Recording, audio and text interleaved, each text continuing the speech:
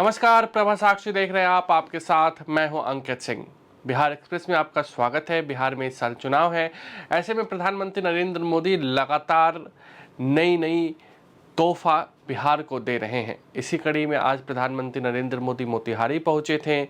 वही मोतिहारी जो महात्मा गांधी की कर्मभूमि रही है, और वहीं से प्रधानमंत्री ने बिहार को बड़ा सौगात दिया।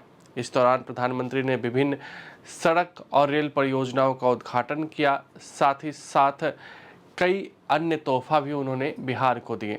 अपने संबोधन के दौरान प्रधानमंत्री ने साफ तौर पे कहा कि अब बिहार अगर तरक्की करता है तो उसका पूरी दुनिया में नाम होगा। उन्होंने बिहार को सिंगापुर और न्यूजीलैंड जैसे देशों से बताया कि कैसे यहाँ विकास किया जा सकता है। साथ ही साथ प्रधानमंत्री ने ये भी कहा कि बिहार से ही उन्होंने ऑपरेशन सिंदूर का जिक्र किया था, और ऑपरेशन सिंदूर की सफलता आज पूरे देश और दुनिया ने देखा है। प्रधानमंत्री ने विपक्ष पर निशाना साधने का कोई मौका नहीं छोड़ा। प्रधानमंत्री ने कहा कि 2005 से पहले बिहार में कोई विकास कार्य नहीं हुए थे। जब केंद्र और राज्य में कांग्रेस और आरजेडी की सरकार थी, उस दौरान बिहार को फंड नहीं मिलते थे, या केंद्र में जब कांग्रेस की सरकार थी और बिहार में एनडीए की सरकार थी, तब भी बिहार को फंड नहीं मिलते थे।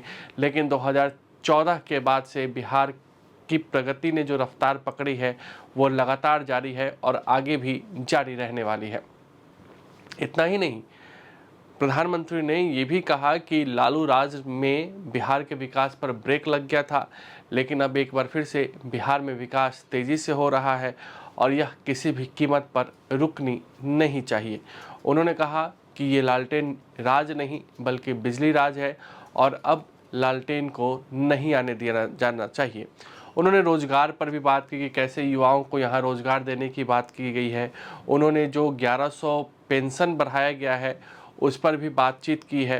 प्रधानमंत्री ने तमाम मुद्दों को छूने की कोशिश की और ये बताने की कोशिश की कि नीतीश सरकार में कैसे आम जन के लिए काम हो रहे हैं। लखपति दीदी की उन्होंने बात की। महिलाओं को कैसे खाता अकाउंट खोला गया उसकी भी बात उन्होंने की है।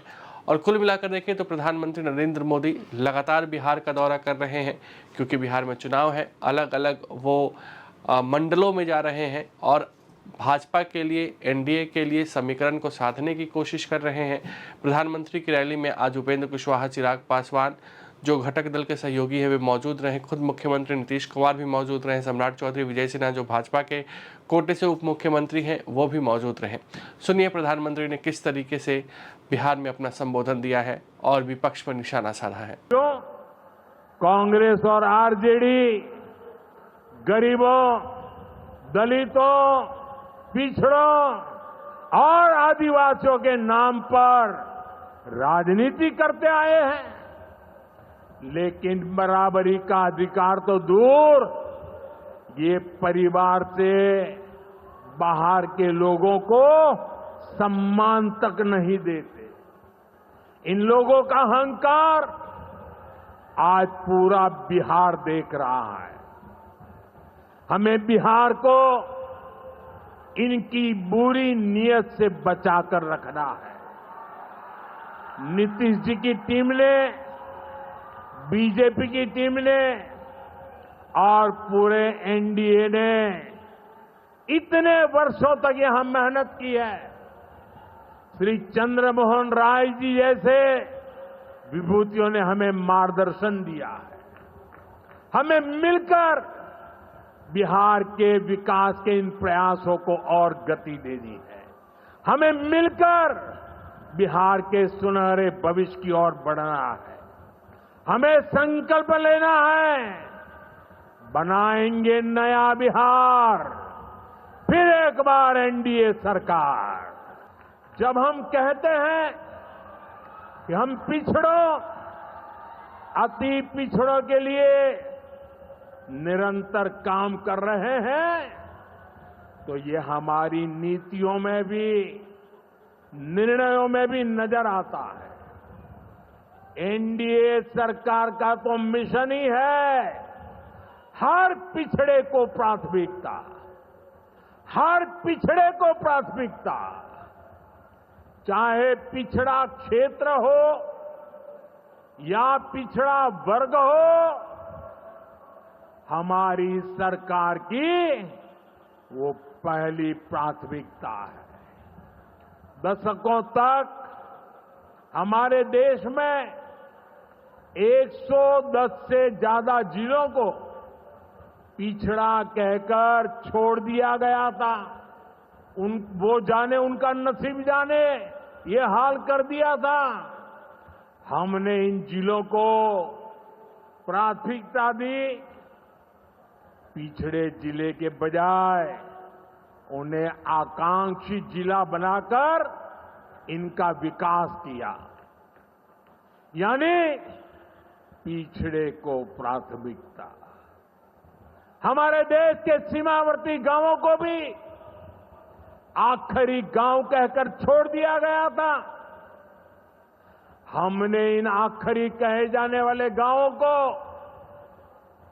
वहां के विकास को प्राथमिकता दी और हमने नाम ही, व्याख्या ही बदल दी।